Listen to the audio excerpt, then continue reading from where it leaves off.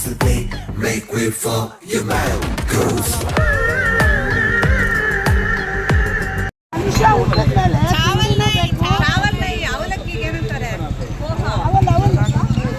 ಏನ್ ಮಾಡ್ತಿದ್ದೀರಿ ಇವತ್ತು ಅಡಿಗೆ?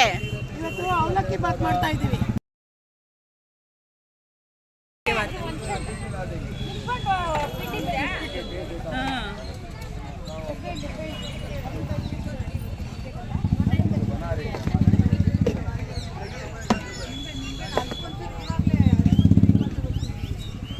ಟಿಫನ್ ರೆಡಿ ಮಾಡಿ ತಿನ್ಕೊಂಡು ನಾವು ದೇವಸ್ಥಾನಕ್ಕೆ ಹೋಗೋಣ ಅಂತ ಬಸ್ ಹತ್ಕೊಂಡು ಹೋದ್ವಿ. ಅಲ್ಲಿ ಶ್ರೀರಾಮಚಂದ್ರ ಏನ್ ಮಾಡಿದಾರೆ ಅಂತಂದ್ರೆ ಅವನ ಆಳ್ವಿಕೆಯಲ್ಲಿ ತುಂಬಾ ಚೆನ್ನಾಗಿ ವಿಶೇಷವಾದಂತಹ ಆಳ್ವಿಕೆ ಮಾಡ್ತಿದ್ದಂತೆ. ಅಲ್ಲಿ ಅವನ ಆಳ್ವಿಕೆ ಯಾರು ಕೂಡ ಮಾಡಕ್ಕಾಗದಿಲ್ಲ ಅಂತ ಚೆನ್ನಾಗಿ ಆಳ್ವಿಕೆಯನ್ನ ಶ್ರೀರಾಮಚಂದ್ರ ಮಾಡ್ತಿದ್ದಂತೆ. ಅದು ವಿಶೇಷತೆ. ಆಮೇಲೆ ಶ್ರೀರಾಮ ದಶರಥನ ತುಂಬಾ ಚೆನ್ನಾಗಿ ನೋಡ್ಕೊಂಡಿದ್ದಂತೆ. ದಶರಥ ಮಹಾರಾಜನ ಮತ್ತು ತಾಯಿಂದ್ರು 3 ಜನ ತಾಯಿಂದಿರು ಆದ್ರೆ ಯಾವ್ದು ಭೇದ ಭಾವ ಮಾಡ್ತಿರ್ಲಿಲ್ಲ, ಅಷ್ಟು ಚೆನ್ನಾಗಿ ನೋಡ್ಕೊತಾ ಇದ್ರು. ಅದು ಶ್ರೀರಾಮನ ಒಂದು ಒಳ್ಳೆಯ ಗುಣ. ಅದಕ್ಕೆ ರಾಮರಾಜ್ಯ ಅಂತ ಕರಿತಿದ್ದ ಸಮಯದಲ್ಲಿ. ಆದ್ರೆ ಇವಾಗ ನೋಡಿದೀರಾ ಅಲ್ಲಿ ಎಲ್ಲ ಚಪ್ಪಲಿಗಳೆಲ್ಲ ಹಾಕೊಂಡು ಹೋಗಿ ಗಲೀಜೆಲ್ಲ ಮಾಡಿಟ್ಟಿದ್ದಾರೆ. ಅದೆಲ್ಲ ಆ ರೀತಿ ಮಾಡಬಾರ್ದು. ನಾವಲ್ಲಿ ಹೋಗೋದೇ ಒಳ್ಳೆ ಕಾರ್ಯಕ್ಕೆ, ಅದ್ರ ಬದಲು ಅಲ್ಲೆಲ್ಲ ಗಲೀಜ್ ಮಾಡ್ಕೊಂಡು ಪಾಪಗಳು ಕಟ್ಕೊಂಡು ಬರ್ಲಿಕ್ಕಲ್ಲ, ಆತರ ಮಾಡಿದ್ದಾರೆ. ಬಸ್ ಇಳಿದು ಇವಾಗ ದೇವಸ್ಥಾನಕ್ಕೆ ಹೋಗ್ತಾ ಇದೀವಿ. ದೇವಸ್ಥಾನಕ್ಕೆ ಹೋಗ್ಬೇಕು ಅಂದ್ರೆ ಆಟೋದಲ್ಲಿ ಹೋಗ್ಬೇಕಿತ್ತು, ಅದಕ್ಕೆ ನಾವು ರೂಮ್ ಮಾಡ್ಕೊಂಡಿದ್ವಿ. ರೂಮಿಂದ ಆಟೋದಲ್ಲಿ ದೇವಸ್ಥಾನಕ್ಕೆ ಹೋಗ್ತಾ ಇದೀವಿ. ನಾವು ರೂಮ್ ಮಾಡ್ಕೊಂಡಿರೋದ್ರಿಂದ ದೇವಸ್ಥಾನಕ್ಕೆ 2-3 ಕಿಲೋಮೀಟ್ರ್ ಇತ್ತು. ಆಟೋದಲ್ಲಿ ಎಲ್ಲರೂ ಒಂದು 5 ಆಟೋದಲ್ಲಿ ಹೋಗ್ತಿದ್ದೀವಿ. ಎಲ್ಲರೂ ಒಂದು ಆಟೋದಲ್ಲಿ ಒಂದು 6 ಜನ ಹೋಗ್ತಿದ್ದೀವಿ ಅಷ್ಟೇ. ನಾವು ಸ್ವಲ್ಪ ಜನ ಮಾತ್ರ ಆಟೋ ಹತ್ಕೊಂಡು ಹೋಗಿದ್ದು ಸರಾಯು ನದಿಯಲ್ಲಿ ಸ್ನಾನ ಮಾಡಿಕೊಂಡು ದೇವ್ರ ದರ್ಶನ ಮಾಡ್ಕೊಂಡು ಬರೋಣ ಅಂತ. ಇನ್ನೂ ಸ್ವಲ್ಪ ಜನ ಬಸ್ ಹತ್ರನೇ ಉಳ್ಕೊಂಡ್ರು, ರೂಮ್ ಮಾಡಿದ್ರು, ಅಲ್ಲೇ ಸ್ನಾನ ಮಾಡ್ಕೊಂಡು ನಾವು ದರ್ಶನಕ್ಕೆ ಹೋಗ್ತೀವಿ ಅಂತ ಅಂದ್ಬಿಟ್ಟು ಅಲ್ಲೇ ಉಳ್ಕೊಂಡ್ರು. ಸರಿ ಆಯಿತು ಅಂದ್ಬಿಟ್ಟು ನಾವು ಹೊರಟ್ವಿ. ಬಟ್ ಆದರೆ ಫುಲ್ ಟ್ರಾಫಿಕ್ ಇರೋದ್ರಿಂದ ನಮ್ಮ ಆಟೋದವ್ರು ಏನು ಮಾಡಿದ್ರು, ಲೆಫ್ಟ್ ಸೈಡ್ ಹೋಗ್ಬೇಕಿದ್ದಿದ್ರು ರೈಟ್ ಸೈಡ್ ಹೋದ್ರು ಬೇಗ ಹೋಗೋಣ ಅಂತ. ಬಟ್ ಪೊಲೀಸವ್ರು ಬಂದು ಅಡ್ಡ ನಿಂತರು. ಹಂಗಾಗಿ ಮತ್ತೆ ಸುತ್ತಾಡಿಕೊಂಡು ಲೆಫ್ಟ್ ಸೈಡ್ಗೆ ಹೋಗೋಷ್ಟೊತ್ತಿಗೆ ಲೇಟಾಗಿತ್ತು. ಟ್ರಾಫಿಕ್ ಎಲ್ಲ ಕ್ಲಿಯರ್ ಮಾಡಿಕೊಂಡು ಹೋದ್ವಿ ದೇವಸ್ಥಾನದ ಎಂಟ್ರೆನ್ಸ್ಗೆ. ಫುಲ್ ಜನ ಇದ್ದರು. ಮತ್ತು ನಮ್ಮ ಜೊತೆ ಬಂದವ್ರು ಮಾತ್ರ ಇದ್ದರು, ಒಂದು 9 ಜನ. ಮತ್ತು ಇನ್ನೊಂದು ಸ್ವಲ್ಪ ಜನ ಒಂದು 4 ಆಟೋದವರು ಎಲ್ಲೋದ್ರು ಅಂತಲೇ ಗೊತ್ತಿರಲಿಲ್ಲ. ನಾವು ಸುತ್ಕೊಂಡು ಬರೋ ಅಷ್ಟೊತ್ತಿಗೆ ಅವರೇ ಮುಂದೆ ಹೋಗಿದ್ರೆ ನಾವೇ ಹಿಂದೆ ಹೋಗಿದ್ವಾ ಅಂತ ನಮಗಂತೂ ಗೊತ್ತಿರಲಿಲ್ಲ. ಫೋನ್ ಕಾಲ್ ಮಾಡೋಣ ಅಂತಂದರೆ ಯಾರು ಫೋನ್ ತಂದಿದ್ದಾರೆ, ಯಾರು ಫೋನ್ ತಂದಿಲ್ಲ ಅನ್ನೋದು ಗೊತ್ತಿರಲಿಲ್ಲ. ಯಾಕಂದರೆ ಸ್ವಲ್ಪ ಜನ ಅಲ್ಲೇ ಹೇಳ್ತಿದ್ರು ಫೋನೆಲ್ಲ ಅಲೋ ಇರಲ್ವಂತೆ, ಲಗೇಜ್ಗಳೆಲ್ಲ ಅಲೋ ಇರಲ್ವಂತೆ ಅಂತ. ಇವ್ರು ಯಾರ್ಯಾರು ಫೋನ್ ತಂದಿದ್ದವ್ರೆ ಅನ್ನೋದು ನಮ್ಗೆ ಗೊತ್ತಿರಲಿಲ್ಲ. ಹಂಗಾಗಿ ಫೋನ್ ನಂಬರ್ ಹುಡುಕಿ ತಡಕಿ ಮಾಡೋ ಅಷ್ಟೊತ್ತಿಗೆ ಲೇಟಾಗಿತ್ತು. ನಾವು ಫುಲ್ ಅಲ್ಲೇ ಹುಡುಕ್ತಿದ್ದೀವಿ, ಇನ್ನೂ ಬಾಗ್ಲಲ್ಲೇ ಇದ್ದೀವಿ, ನಾವು ಎಂಟ್ರೆನ್ಸಲ್ಲೇ ಇದ್ದೀವಿ. ಇವರೆಲ್ಲ ನೋಡಿದ್ರೆ ಆಗಲೇ ಸರಾಯು ನದಿ ಹತ್ರ ಸ್ನಾನ ಮಾಡೋಕ್ಕೆ ಅಂತ ಹೋಗಿದ್ದಾರೆ. ನಮ್ಗೆ ಗೊತ್ತೇ ಇಲ್ಲ ಎಲ್ಲಿದ್ದಾರೆ ಅಂತ. ನಮಗೆ ಹೊಸ ಜಾಗ, ಅವ್ರಿಗೂ ಹೊಸ ಜಾಗ, ಹಂಗಾಗಿ ಅವ್ರಿಗೂ ಗೊತ್ತಾಗಿಲ್ಲ, ನಮಗೂ ಗೊತ್ತಾಗಿಲ್ಲ. ಹಂಗೋ ಹಿಂಗೋ ಮಾಡಿ ಅಲ್ಲಿದ್ದವ್ರ ನಂಬರ್ನ ಕಲೆಕ್ಟ್ ಮಾಡಿಕೊಂಡು ಫೋನ್ ಮಾಡಿದ್ವಿ. ಎಲ್ಲಿದ್ದೀರಾ ಅಂತ ಕೇಳಿದ್ವಿ. ಅವ್ರು ನಾವು ಅಲ್ಲಿದ್ದೀವಿ ಇಲ್ಲಿದ್ದೀವಿ ಅಂತಂದ್ರು ಹೊರತು ನಾವು ಇಲ್ಲಿದ್ದೀವಿ ಕರೆಕ್ಟಾಗಿ ಅಂತ ಏನೂ ಹೇಳಿಲ್ಲ. ಮತ್ತು ಅವ್ರ ವೈಫ್ ನಮ್ಮ ಜೊತೆನೇ ಇದ್ದರು. ಹಂಗಾಗಿ ಅವ್ರು ಫೋನ್ ಇಸ್ಕೊಂಡು ಮಾತಾಡಿದ್ದಕ್ಕೆ ಅವ್ರಿಗೆ ಹೇಳಿದ್ದಾರೆ ನಾವು ಸರಾಯು ನದಿ ಹತ್ರ ಇದ್ದೀವಿ, ಸ್ನಾನ ಮಾಡ್ತಿದ್ದೀವಿ ಅಂತ. ಸರಿ ಆಯಿತು ಅಂದ್ಬಿಟ್ಟು ನಾವು ಸರಿ ಹೋಗೋಣ ಅಂದ್ಬಿಟ್ಟು ಹೊರಟ್ರೆ ಬಟ್ ಆದರೆ ನಮ್ಗೆ ಆ ಕಡೆ ರೂಟ್ ಹೋಗ್ಬೇಕಾ ಈ ಕಡೆ ರೂಟ್ ಹೋಗ್ಬೇಕಾ ಅಂತಲೇ ಗೊತ್ತಾಗಿಲ್ಲ. ಅಲ್ಲಿರೋನ ಕೇಳಿದ್ದಕ್ಕೆ ಈ ಕಡೆ ಎಲ್ಲ ಆ ಕಡೆ ಹೋಗಿ ಅಂತ ಅಂಕಲ್ಗೆ ಹೇಳಿ ಕಳಿಸಿದ್ರು. ಸರಿ ನಾವು ಈ ಕಡೆನೇ ಹೋಗ್ತಿದ್ವಿ, ಬಟ್ ಆದರೆ ಇದೇ ರಾಂಗ್ ರೂಟು, ಅದೇ ರೈಟ್ ರೂಟು. ಬಟ್ ನಾವು ನಡ್ಕೊಂಡು ಹೋಗ್ತಾಯಿದ್ದೀವಿ ಹೊರತು ಆ ಜಾಗ ಮಾತ್ರ ಸಿಗ್ತಿಲ್ಲ, ನದಿ ಎಲ್ಲಿದೆ ಅಂತ. ನಾನಂತೂ ಕೇಳ್ತಾನೆ ಇದೆ, ಆಂಟಿ ಇನ್ನೂ ಎಷ್ಟು ದೂರ ಹೋಗಬೇಕು, ಆಂಟಿ ಇನ್ನೂ ಎಷ್ಟು ದೂರ ಹೋಗಬೇಕು ಅಂತ. ಬಟ್ ಆದರೆ ನಾವು ನಡೀತಾನೆ ಇರಬೇಕು, ಫುಲ್ಲಲ್ಲೆಲ್ಲ ನಡ್ಕೊಂಡೇ ಓಡಾಡಬೇಕು. ಮತ್ತು ಬಸ್ ಫೆಸಿಲಿಟಿ ಅಂತೂ ಇಲ್ಲವೇ ಇಲ್ಲ. ದೂರ ನಿಲ್ಲಿಸ್ತಾರೆ ಬಸ್ನ, ನಾವು ಅಲ್ಲಿಂದ ಆಟೋ ಹಿಡ್ಕೊಂಡು ಹೋಗಬೇಕು. ಆಟೋಗೂ ದುಡ್ಡು ಜಾಸ್ತಿ, ಒಂದು 250-350 ಆ ಥರ. ಇಲ್ಲೆಲ್ಲ ಜಾಸ್ತಿ ನಾವು ದುಡ್ಡು ಖರ್ಚು ಮಾಡಿದೆ, ಬಟ್ ಏನೂ ತೊಗೊಳ್ಳಿಲ್ಲ ನಾವು. ಬರೀ ಆಟೋಗೆ ಕೊಟ್ಟಿದ್ದಾಯಿತು, ಬೈಕ್ಗಳ್ಗೆ ಓಡಾಡಿದ್ದೇ ಆಯಿತು. ಆಟೋದಲ್ಲಿ ಮತ್ತು ಬೈಕಲ್ಲಿ ಅಲ್ಲೆಲ್ಲಿ ಓಡಾಡಬೇಕಾದ್ರೆ ಹುಷಾರಾಗಿ ಓಡಾಡಬೇಕು. ಯಾಕೆ ಅಂತಂತಂದರೆ ನಮ್ಮನ್ನು ನಾವು ಹೇಳಿರೋ ಪ್ಲೇಸ್ಗಂತೂ ಕರ್ಕೊಂಡು ಹೋಗಲ್ಲ ಅವರು. ನಮ್ಮ ಹೋಗ್ಬೇಕಿರೋ ಪ್ಲೇಸಲ್ಲಿ ಇನ್ನೂ 1 ಕಿಲೋಮೀಟ್ರೋ 2 ಕಿಲೋಮೀಟ್ರನ್ನ ಹಿಂದೆ ನಿಲ್ಲಿಸ್ಬಿಡೋದು, ಆ ಥರ ಎಲ್ಲ ಮಾಡ್ತಾರೆ. ಆ ಥರ ಮಾಡಿದಾಗ ನಾವು ನಡ್ಕೊಂಡು ಹೋಗಬೇಕು. ನಮ್ಗೆ ರೂಟ್ ಅಂತೂ ಗೊತ್ತಿಲ್ಲ. ರೂಟ್ ಗೊತ್ತಿದ್ರೆ ಏನೋ ಹೋಗೋಣ ಅಂತ ಅನ್ಬೋದು. ರೂಟ್ ಗೊತ್ತಿಲ್ಲದೆ ನಾವು ಎಲ್ಲರ ಹತ್ರನೂ ಕೇಳ್ಕೊಂಡು ಹೋಗೋದು ಅದಾಗಲ್ಲ. ಮತ್ತು ನಮ್ಮ ಜೊತೆ ಇನ್ನೊಂದು 4 ಆಟೋ ಇತ್ತಲ್ಲ, ಆ ಆಟೋಗಳನ್ನ ಇಲ್ಲೇ ನದಿ ಹತ್ರನೇ ಬಿಟ್ಟಿದ್ದಾರೆ. ನಾವು ಮಾತ್ರ ಅಲ್ಲಿಂದ ನಡ್ಕೊಬಂದ್ವಿ. ನಮ್ಮ ಆಟೋದವರು ಅಲ್ಲಿಗೆ ಕರ್ಕೊಂಡೋಗಿ ಬಿಟ್ಟಿದ್ರು. ಹಂಗಾಗಿ ನಾವು ತಲುಪೋ ಅಷ್ಟೊತ್ತಿಗೆ ಲೇಟ್ ಆಗಿಬಿಟ್ಟಿತ್ತು. ಇವರೆಲ್ಲ ವೆಯ್ಟ್ ಮಾಡ್ತಿದ್ರು. ಸ್ವಲ್ಪ ಜನ ಮಾತ್ರ ಸ್ನಾನ ಮಾಡಿದರು, ಸ್ವಲ್ಪ ಜನ ಹಂಗೆ ಇದ್ದರು, ನಮಗೆ ವೆಯ್ಟ್ ಮಾಡ್ಕೊಂಡು ಕೂತಿದ್ರು. ಆ್ಯಂಡ್ ನಾವು ಹೋದಾಗ ಅಲ್ಲಿ ಎಲ್ಲರೂ ಒಟ್ಟಿಗೆ ಹೋಗಿ ಸ್ನಾನ ಮಾಡ್ಕೊಂಡು ಬಂದ್ವಿ. ಬಟ್ ಅಲ್ಲಿ ಏನು ಅಂತ ಹೇಳಿದ್ರೆ, ಅಲ್ಲಿ ಸ್ನಾನ ಮಾಡಿ ಬಂದಾದಮೇಲೆ ಹೆಣ್ಮಕ್ಳುಗಳಿಗೆ ಡ್ರೆಸ್ ಚೇಂಜ್ ಮಾಡೋಕ್ಕೆ ಒಂದು ರೂಮ್ಸ್ ಇಲ್ಲ, ಏನೂ ಇಲ್ಲ. ತುಂಬ ಕಷ್ಟ ಇದೆ ಅಲ್ಲಿ ಹೋಗೋಕ್ಕೆ. ಮತ್ತೇನು ಅಂತಂದರೆ ಸ್ವಲ್ಪ ದೂರದಲ್ಲಿತ್ತು ರೂಮ್ಸು, ಒಂಥರ ಪೆಟ್ಟಿಗೆ ಥರ ಮಾಡಿ ಇಕ್ಕಿದ್ರು. ಬಟ್ ಅದ್ರಲ್ಲಿ ಲೈಟ್ಸ್ ಅಂತೂ ಇರಲಿಲ್ಲ, ಮತ್ತು ಗಲೀಜಿತ್ತು ಫುಲ್ಲು. ಅಲ್ಲಿ ನಿಂತ್ಕೊಳ್ಳೋಕ್ಕೂ ಜಾಗ ಇರಲಿಲ್ಲ, ಹಂಗಿತ್ತು. ಅಲ್ಲೇ ಡ್ರೆಸ್ ಚೇಂಜ್ ಮಾಡ್ಕೊಂಡು ಬಂದ್ವಿ, ಏನೂ ಮಾಡೋಕ್ಕಾಗಲ್ಲ, ಅಡ್ಜಸ್ಟ್ ಮಾಡ್ಕೋಬೇಕು. ದೇವಸ್ಥಾನಕ್ಕೆ ಹೋಗೋ ರೂಟಲ್ಲಿ ವೀಣೆದು ಸ್ಟ್ಯಾಚು ಇದೆ, ದೊಡ್ಡದಾಗಿದೆ, ನೋಡೋಕೆ ಚೆನ್ನಾಗಿತ್ತು. ಮತ್ತು ದೇವಸ್ಥಾನಕ್ಕೆ ನಡ್ಕೊಂಡು ಹೋಗ್ತಾಯಿದ್ದೀವಿ. ಮತ್ತು ನಮ್ಮ ಜೊತೆ ಯಾವಾಗಲೇ ಆಟೋದಲ್ಲಿ ಬಂದವರು 4 ಆಟೋದಲ್ಲಿ ಬಂದವರೆಲ್ಲ ಒಟ್ಟಿಗೆ ಸೇರ್ಕೊಂಡ್ವಿ. ಯಾಕಂದರೆ ಇಲ್ಲಿ ಎಲ್ಲಾದರೂ ಕಳೆದೋಗ್ಬಿಟ್ರೆ ಹುಡ್ಕೋದು ಕಷ್ಟ ಆಗಿತ್ತು. ಫೋನ್ ಇರಲಿಲ್ಲ, ಏನಿರಲಿಲ್ಲ. ಹಂಗಾಗಿ ನಾವೆಲ್ಲ ಒಟ್ಟಿಗೆ ಹೋಗ್ತಿದ್ವಿ.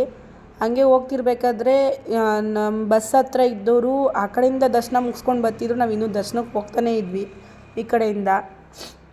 ತುಂಬ ಒಂದು 2-3-4 ಕಿಲೋಮೀಟ್ರ್ ನಡ್ಕೊಂಡು ಹೋಗಬೇಕಿತ್ತು ದೇವಸ್ಥಾನ ಗಂಟ. ನಡ್ಕೊಂಡು ಹೋಗ್ತಾನೇ ಇದ್ವಿ.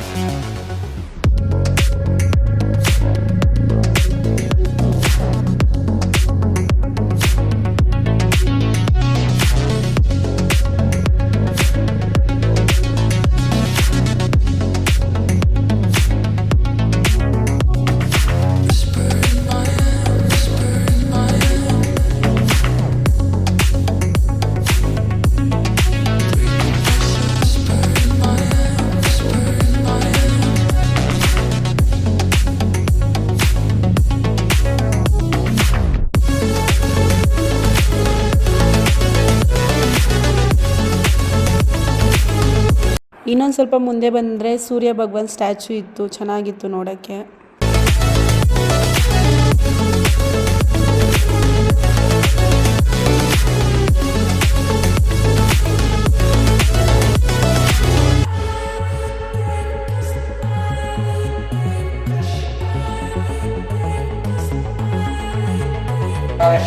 कि श्री राम जन्मभूमि परिसर में विराजमान भगवान श्री राम लला जी का दर्शन करें और अपने जीवन को कृतार्थ करें। स्वच्छ अयोध्या, सुंदर अयोध्या, प्रकाशित अयोध्या, अयोध्या चरितार्थ करें। जय श्री राम।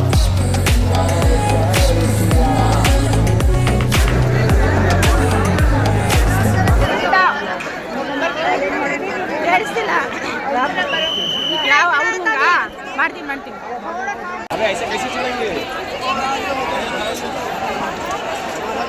ಶ್ರೀರಾಮ್. ಅಲ್ಲಿ CC ಕ್ಯಾಮ್ರಾದಲ್ಲಿ ನೋಡಿ ಆಂಜನೇಯ ಸ್ವಾಮಿ. ನೋಡಿ ಇದೆ ಆಂಜನೇಯ ಸ್ವಾಮಿ ದೇವಸ್ಥಾನ, ಅದಕ್ಕೆ ಹನುಮಾನ್ ಗಡ ಅಂತ ಕರೀತಾರೆ. ಇದು ಶ್ರೀರಾಮ ಮಂದಿರ ದೇವಸ್ಥಾನ ಪಕ್ಕನೇ ಇದೆ. ಮತ್ತು ಇಲ್ಲಿ ಹನುಮಂತ ಎಲ್ಲಿ ರಾಮನೋ ಅಲ್ಲೇ ಹನುಮಂತನು ಅಂತ, ಎಲ್ಲಿ ಶ್ರೀರಾಮಚಂದ್ರ ಇರ್ತಾನೋ ಅಲ್ಲೇ ಹನುಮಂತನ ಒಂದು ಗುಡಿ ಕೂಡ ಇರುತ್ತೆ. ಇದು ಶ್ರೀರಾಮನ ಮಂದಿರ ಅಂತ ಕಟ್ಟಿದ್ದಾರೆ. ಆಗಿನ ಕಾಲದ ಮಂದಿರ ತುಂಬ ಚೆನ್ನಾಗಿದೆ. ಅದೇ ಇಲ್ಲಿ ನೋಡಿ ಶ್ರೀ ಆಂಜನೇಯ ಸ್ವಾಮಿ ನೆಲೆಸಿರುವಂತಹ ಜಾಗ. ಆಗಿನ ಕಾಲದಲ್ಲಿ ಶ್ರೀರಾಮಚಂದ್ರ ಆಂಜನೇಯನಿಗೆ ನೀನು ಸೀತಾಮಾತೆಗೆ ಉಡ್ಕೊಂಡಿದ್ದಕ್ಕೆ ಸಹಾಯ ಮಾಡಿದ್ರಲ್ಲ, ಏನು ಬರಬೇಕು ಅಂತ ಕೇಳಿದಾಗ ಆಂಜನೇಯ ಸ್ವಾಮಿ ನನಗೇನು ಬೇಡ ಸ್ವಾಮಿ, ನಿನ್ನ ಭಕ್ತಿ ಸೇವೆಯೇ ಸದಾಕಾಲ ಇರಲಿ ಅಂತ ಹೇಳಿದ್ರಂತೆ. ಅದಕ್ಕೆ ಸದಾಕಾಲ ಆಂಜನೇಯ ಸ್ವಾಮಿ ಭಗವಂತನ ಭಕ್ತನಾಗಿ ಆಯಿತಾ, ಯಾವಾಗ ಸದಾಕಾಲ ಶ್ರೀರಾಮಚಂದ್ರ ಎಲ್ಲಿರ್ತಾರೋ ಅಲ್ಲೇ ಹನುಮಂತನು ಕೂಡ ಇರುವಂತಹ ಸ್ಥಳ ಹನುಮಾನ್ ಗಡ ಅಂತ ಹೇಳಿಬಿಟ್ಟು. ಮತ್ತು ಹನುಮಂತನ ಸದಾಕಾಲ ನಾಮಸ್ಮರಣೆ ಮಾಡೋದ್ರಿಂದ ನಮಗೆ ಭಕ್ತಿ, ಶ್ರದ್ಧೆ, ಮನೋಜವಂ ಮಾರ್ತುಲ್ಯ ವೇಗಂ ಜಿತೇಂದ್ರಿಯಂ ಬುದ್ಧಿಮತಾಂ ವರಿಷ್ಯಂ ವಾತಾತ್ಮಜಂ ಮಾನೃತ ಮುಖ್ಯಂ ಶ್ರೀರಾಮದೂತಂ ಶಿರಸಾ ನಮಾಮಿ ಅಂತ. ಯಾವಾಗ ಶ್ರೀರಾಮನ ದೂತ ಸದಾಕಾಲ ಶ್ರೀರಾಮನ್ನ ನಾಮಸ್ಮರಣೆ ಮಾಡ್ತೀವಿ. ಎಲ್ಲಿ ಶ್ರೀರಾಮನ ನಾಮಸ್ಮರಣೆ ಇರುತ್ತೋ ಅಲ್ಲಿ ಆಂಜನೇಯ ಸ್ವಾಮಿರು ಕೂಡ ಸದಾಕಾಲ ಇರ್ತಾರೆ. ಅದಲ್ಲದೆ ಬುದ್ಧಿರ್ಬಲಂ ಯಶೋಧೈರ್ಯಂ ನಿರ್ಭಯತ್ವಂ ಅರೋಗತಂ ಅಜಾಡ್ಯಂ ವಾಕ್ಪಡುತ್ವಂಚ ಹನುಮಾನ್ ಸ್ಮರಣಾರ್ ಭವೇತ್. ಅಂದರೆ ಹನುಮಂತ ಬುದ್ಧಿ ಬಲ ಯಶಸ್ಸು ಎಲ್ಲ ಕೂಡ ಕೊಡ್ತಾನೆ. ಅದಕ್ಕೆ ಹನುಮಂತ ನಾಮಸ್ಮರಣೆ ಸದಾ ಕಾಲ ಮಾಡಬೇಕು. ಮಾಡಿದ್ರೆ ನಮ್ಮ ಮಾತಿನ ಕಲೆಗಾರಿಕೆ ಬುದ್ಧಿ ಶಕ್ತಿ ಎಲ್ಲವನ್ನ ಕೂಡ ಕೊಡ್ತಾನೆ ಶ್ರೀ ಆಂಜನೇಯ ಸ್ವಾಮಿ. ಸದಾ ಕಾಲ ಅದಕ್ಕೆ ನಾಮಸ್ಮರಣೆಯನ್ನು ಮಾಡಬೇಕು ಆಂಜನೇಯಂದು. ನೋಡಿ ಹೆಂಗಿದೆ. ಅಂದರೆ ಭಗವಂತನ ನಾಮಸ್ಮರಣೆ. ಶ್ರೀರಾಮದೂತಂ ಶಿರಸಾ ನಮಾಮಿ.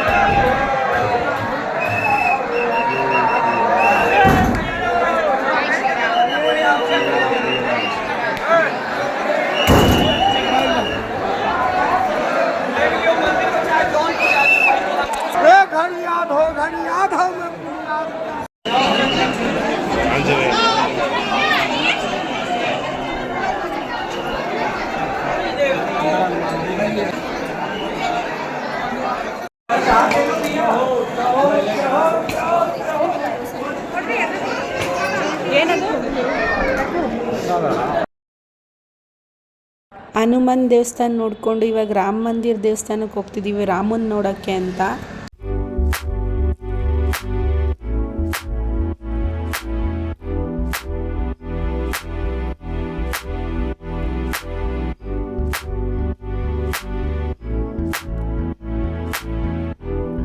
ಮೀನಾ ಆಂಟಿ ರಾಮ ಮಂದಿರ ಬಗ್ಗೆ ಹೇಳಿ.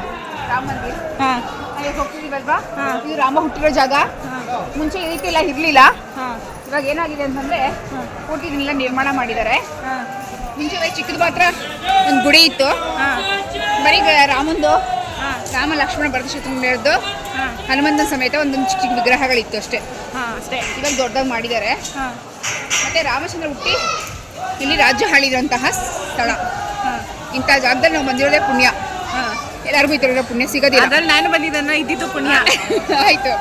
ಆಮೇಲೆ ತಿರ್ಗಾ ಮತ್ತೆ ಇಲ್ಲಿ ಬರ್ತಾ ಇರೋ ಯಾವಾಗ್ಲೂ ಶ್ರೀರಾಮ ನಾಮಸ್ಮರಣೆ ಮಾಡಬೇಕು. ಶ್ರೀರಾಮ ಹುಟ್ಟು ಶ್ರೀರಾಮಚಂದ್ರ ರಾಜ್ಯಭಾರ ಮಾಡಿರ್ತಕ್ಕಂಥದ್ದಲ್ಲಿ ಯಾವುದೇ ರೀತಿಯ ತೊಂದರೆ ತಾಪತ್ರಯಗಳಿರಲಿಲ್ಲ, ರೋಗ ರುಜಿನಗಳಿರಲಿಲ್ಲ, ಹಸಿವು ಬಾಯಾರಿಕೆ ಇರಲಿಲ್ಲ. ಅಷ್ಟು ಚೆನ್ನಾಗಿ ರಾಮ ಸುಭಿಕ್ಷವಾಗಿ ನೋಡ್ಕೋತಾ ಇದ್ದ. ಅದಕ್ಕೆ ರಾಮ ಜನ್ಮಭೂಮಿ ಅಂತ ಕರೀತಾರೆ, ರಾಮರಾಜ್ಯ ಅಂತ ಕರೀತಾರೆ. ಅದಕ್ಕೆ ಸದಾಕಾಲ ಶ್ರೀರಾಮ ನಾಮಸ್ಮರಣೆ ಎಲ್ಲರೂ ಮಾಡಬೇಕು. ಜೈ ಶ್ರೀರಾಮ್. ಜೈ ಶ್ರೀರಾಮ್.